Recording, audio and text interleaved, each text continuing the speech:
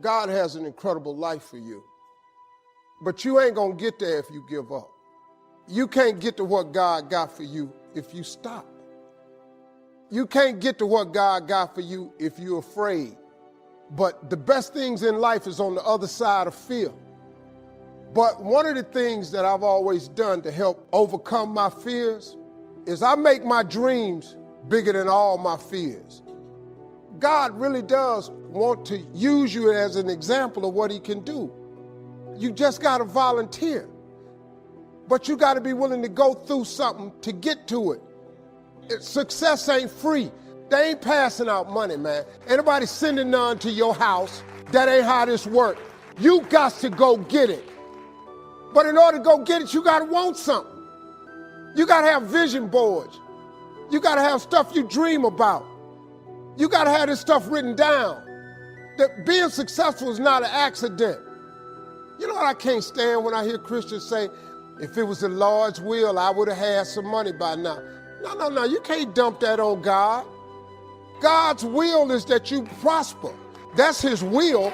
Now, the fact that you done made some adverse decisions to stop your prosperity train from happening, don't dump that on him. God got a great life for you, man, but you got to want something. You got to want it, you got to write it down. Most people don't have what they want in life because it ain't written down nowhere. You must write the vision and make it plain so that he who reads it will run to it. And even though it tarry, that means take a long time. Wait for it, for surely it will come at an appointed time. That's a scripture. That's a scripture. This ain't no philosophy. This a fact. What you waiting on? Write it down. Put some faith on it. And then get ready to go to work. Sitting up and you can believe in God all you want, but if you don't work, man, it ain't gonna happen. He told you that though. He said faith without works is dead. I'm just asking you, man, to try something new. If you've tried everything, it ain't worked for you. I'm just asking you, just try writing it down. After you write it down, I want you to put some faith on it. When you put some faith on it, I want you to work for it. Now, you might not want this life. You might not want what it takes to get here. But if you want this life, you got to put in your work. You got to put it in. You got to never give up. You got to talk to God every day. Now, if that ain't what you want to do, then good luck. You keep doing what you've been doing, you're going to keep getting what you've been getting. I would try something else if I was y'all. Some people don't want anything much. Most people operate in the area of survival. Now, but there are some people who that just surviving is not enough. I believe that there are three types of people in life. There are winners, there are losers, and there are winners who've not discovered how to win yet. And these individuals, it's something about them that drives them, that they will invest in themselves. They go to seminars and workshops and lectures, and they're seeking, there's something in them that says, I can do better than this. That there are people who would be glad to be where they are and would be happy, but they're not. I was reading a story about George Bernard Shaw, who was a very brilliant man in his day. Somebody asked him, if you had to be anybody in the world, if you had the power to be born again, who would you like to come back as? And without blinking, he said, I'd like to be born as the man I never was. I like to be the man I never was, that I never became. Well, every time I speak, I see this as such a sacred opportunity. Sometimes I think I'm dreaming, because when I look back on my life, this LesBrown that you see was in bondage for so many years. Didn't come out till late in my life. In bondage with fear. I wanted to do what I'm doing.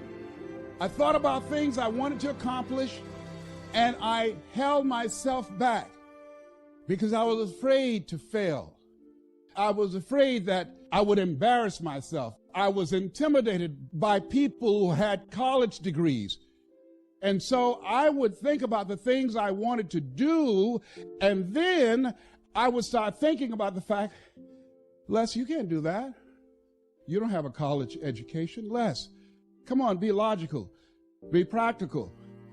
Oh, yes, I know people told you you have a gift of gab and you have a nice personality and you're funny and you make people feel good and you make them laugh, but you become a speaker, train and teach people and motivate people to do something you've never done?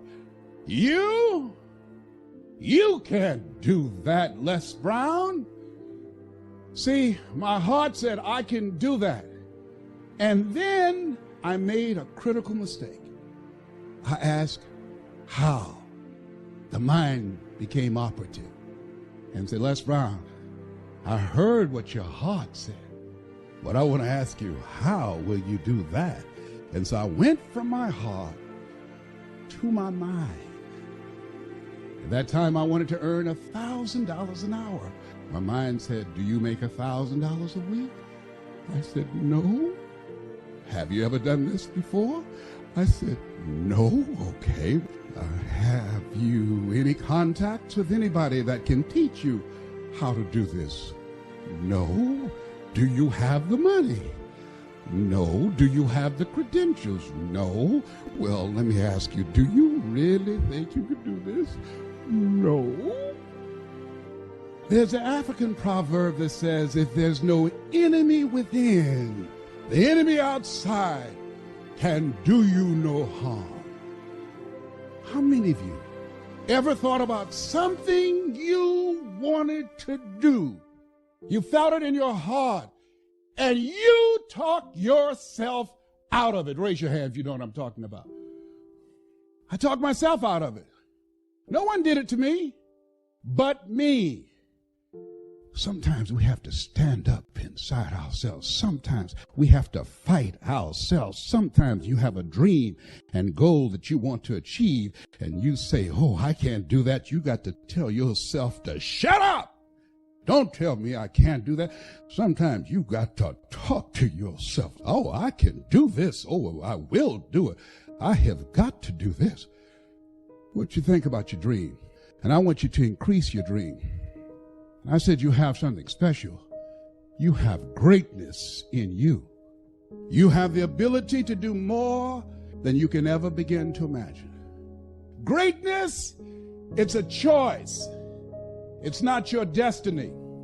Most people, ladies and gentlemen, go to their graves living a life of mediocrity. So here's one of the key questions of the evening. Starting tomorrow, what are you going to do that'll make a change in your life's direction? What are you going to do starting tomorrow that'll make a difference? Now see, if you don't do something starting tomorrow that'll make a difference, guess what? It's gonna be the same. And see, that way you can guess what the next 5 years are going to be like. Look at the last 5. Unless you, major key, tomorrow, change it all. The most important thing that we have a very clear vision of where we go. A goal, where do we go? Because you can have the best ship in the world. You can have the best cruise liner, but if the captain does not know where to go, that ship will drift around the world and out there at sea and will never end up anywhere. And this is exactly the way it is in real life. If you don't have a goal, if you don't have a vision, you just drift around. And you're not going to be happy. This is why it is so important to have that vision,